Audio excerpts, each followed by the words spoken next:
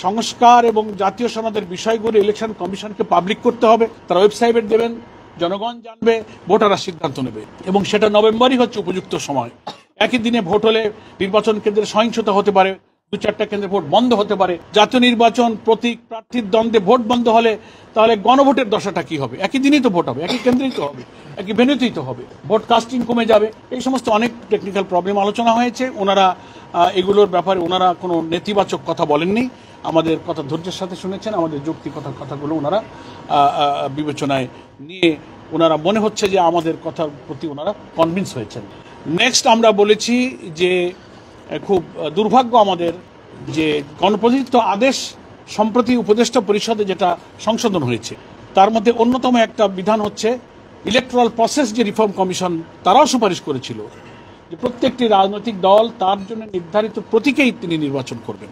কিন্তু বাংলাদেশের পলিটিক্যাল কালচারের কারণে জোটবদ্ধ রাজনীতির একটা কালচার রেওয়াজ আমাদের আছে, সেটা করার ক্ষেত্রেও নির্বাচন ব্যবস্থা সংস্কার কমিশন বলেছে যে জোট হতে পারবে কিন্তু প্রতীক হবে জোটবদ্ধ প্রত্যেক দলের স্ব দলের নির্ধারিত প্রতীকে তাদের ভোট করতে হবে, তার প্রতীক বাদ দিয়ে অন্য কোনো দলের প্রতীকে ভোট করা যাবে না। এটা লাস্ট ইলেকশন যে ইলেকট্রাল প্রসেস যে রিফর্ম কমিশন তারা এই সুপারিশটা করেছে এবং কথা হয়েছে, একটা জেন্টলম্যান এগ্রিমেন্ট হয়েছে। আমরা খুব বিশ্বাসের সাথে আজকে চিফ কমিশনারকে বলেছি যে লেভেল প্লেইং ফিল্ড ভঙ্গ হওয়ার এর চেয়ে আর মানে কি বলবো ন্যাকেট উদাহরণ আর কি হতে পারে, যে এটা একটা কমিশনের সিদ্ধান্ত, উপদেষ্টা পরিষদের সিদ্ধান্ত সংশোধন হয়ে গেছে, তারপরে কি একজন উপদেষ্টা একটা দলের নেতার সাথে জেন্টলম্যান এগ্রিমেন্ট করতে পারে সেটা সংশোধনের ব্যাপারে, যেগুলো এত পলিটিক্যাল পার্টির সাথে জড়িত, জাতির সাথে জড়িত, সুষ্ঠু ভোটের সাথে জড়িত? এটা ওনারা শুনেছেন। আমরা এটার উপরে ঘোর আপত্তি দিয়েছি যে এটা কোনো ক্রমে সংশোধন করা যাবে না। সংশোধিত যে বিধান আছে সেই বিধানের ভিত্তিতে নির্বাচন করতে হবে।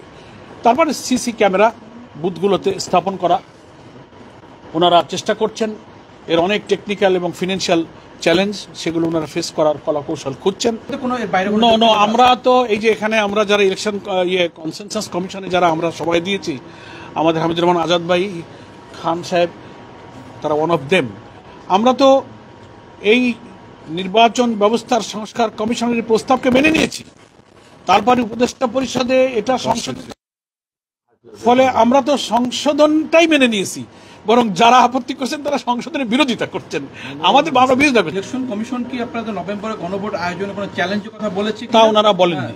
তারা তো 17 দিনেও হয়েছে, আমরা রেফারেন্স দিয়েছি 17 দিন 21 দিনও প্রিভিয়াসলি আমাদের গণভোটের রেফারেন্স আছে, উদাহরণ আছে। ওনারা এ ব্যাপারে নিজেদের অক্ষমতার কথা, কোনো চ্যালেঞ্জের কথা আমাদেরকে ব্যক্ত করেননি, নেগেটিভ কথা বলেন। যদি গণভোট আয়োজন না করে সরকার বা কমিশন, সেই ক্ষেত্রে আপনাদের অবস্থান কি হবে? সেটা তো তখন দেখা, এত কথা আপনি 2 মাস আগের কথা এখন কি করে বলবেন? সময় সব বলে দেবে। কিছুদিন আগে বিএনপি আসছিল, বিএনপি এসে বলে গেছে ইসলামী ব্যাংক সহ কিছু প্রতিষ্ঠানের কর্মকর্তাদের নিয়োগ না দেওয়ার ব্যাপারে আপনাদের অবস্থান কি? এটার ব্যাপারে আমরা ঘোর আপত্তি, আমরা স্টেটমেন্ট দিয়েছি, আপনারা হয়তো শুনেছেন মিডিয়াতে, আমরা বলেছি পরিষ্কার, আমি স্টেটমেন্ট দিয়ে বলেছি এটা খুবই দুঃখজনক যে প্রতিষ্ঠানগুলো আর্থিক প্রতিষ্ঠান, বেসরকারি প্রতিষ্ঠান, অনেক প্রতিষ্ঠান এরকম আছে, এবং জামাত ইসলামী যে প্রতিষ্ঠানগুলোর কথা ওনারা বলেছেন এর কোন একটার মালিকানার সাথে জামাত ইসলাম